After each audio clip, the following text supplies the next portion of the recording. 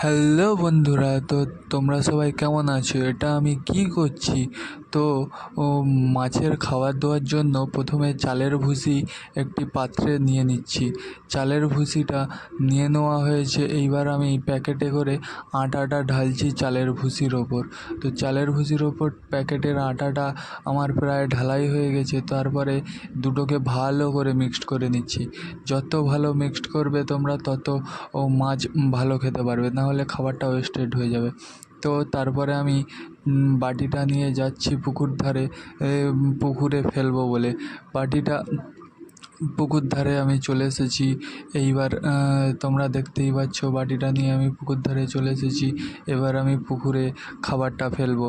তো তোমরা দেখো, এইভাবে খাবারটা ছড়িয়ে দিলাম, সঙ্গে সঙ্গে মাছ খেতে শুরু করেছে। মাছ খাক, ততক্ষণ আমি বাড়ি যাই। তো খাবার ফেলা হয়ে গেছে, আমি এবার বাড়ির দিকে যাই। তোমরা চ্যানেলটিকে সাবস্ক্রাইব